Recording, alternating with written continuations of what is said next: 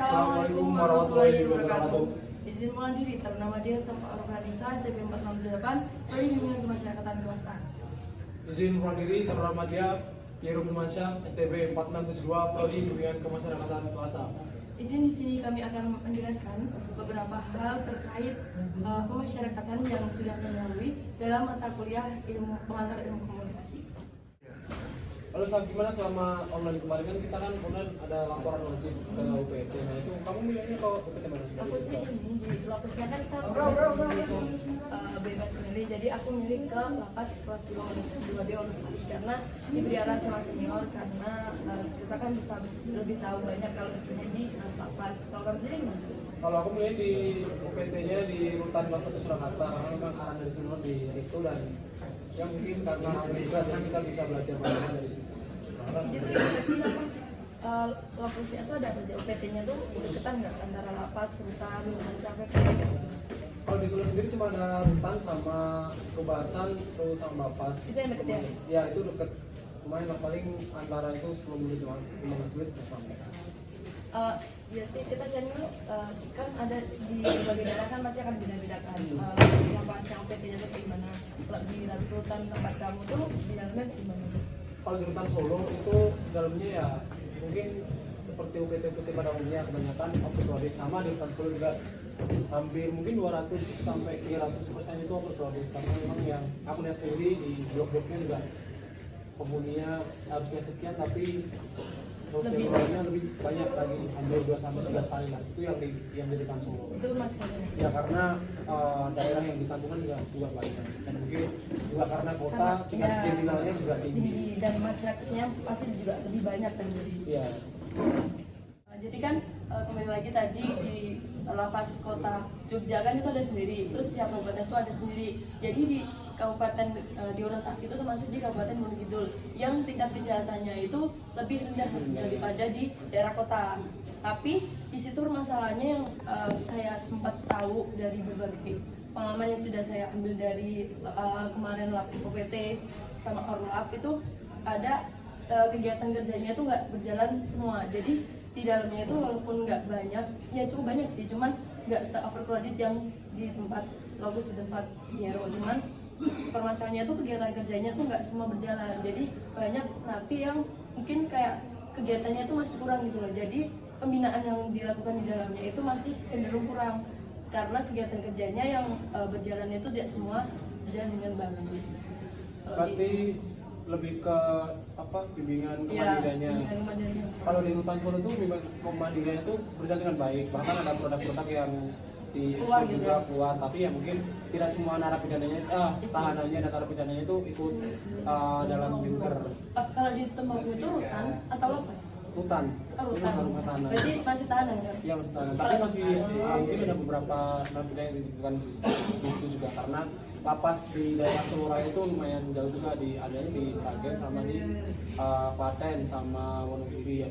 Nah itu kalau tempatmu kan itu fokus ke satu ya, ketahanan. Narapidanya lebih dikit gitu. Tapi kalau di tempatku tuh lapas, tapi dia juga menerima tahanan. Jadi sebelumnya itu namanya rutan dan berganti menjadi lapas, namun tahanannya tuh masih dimasukkan.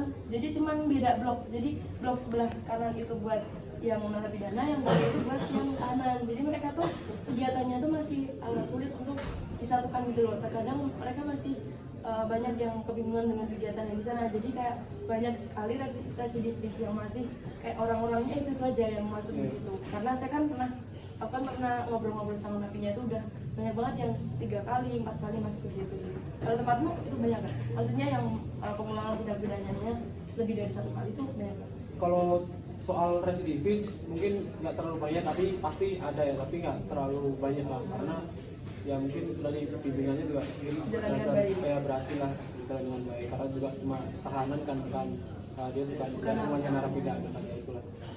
Tapi ya itu masalah utama di situ soal banyak banget.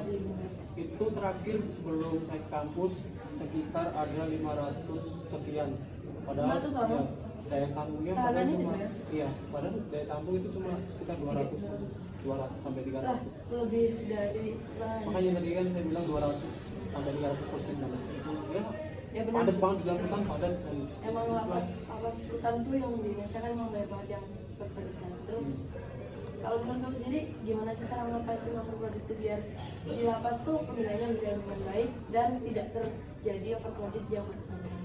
Nah, kalau masalah overcrowded ya di lapas dengan adanya undang-undang sekarang kan lebih digencar-gencarkan namanya restoratif justice. Nah, itu mungkin bisa salah satunya dengan cara itu bisa mengurangi Semoga bisa langsung overcrowded tadi kan, biar segera dapat terintegrasi sosial kan, bisa menjalani masa pidananya di luar. Selain itu juga tentunya kesadaran hukum dari masyarakat Indonesia juga perlu ditingkatkan untuk tidak melakukan tindak pidana. Sebenarnya kalau membahas masalah seperti ini itu luas, nggak cuma dari masyarakatnya saja, tapi masyarakat juga berperan, masyarakat terus lembaga lain.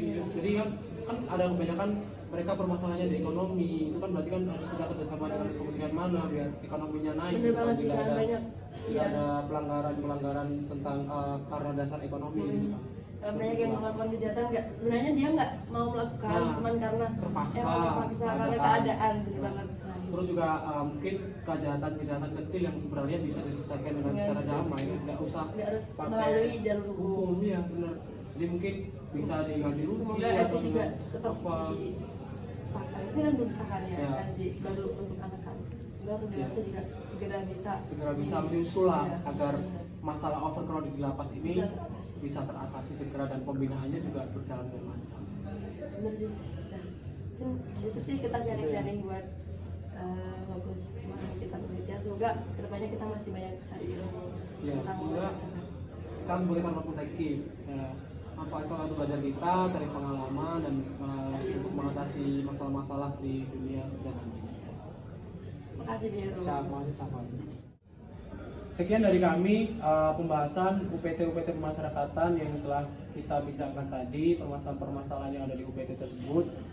Semoga permasalahan-permasalahan tersebut dapat kita atasi, khususnya kita sebagai Taruna Poltekip yang nantinya akan menjadi perwira muda di dalam dunia pemasyarakatan.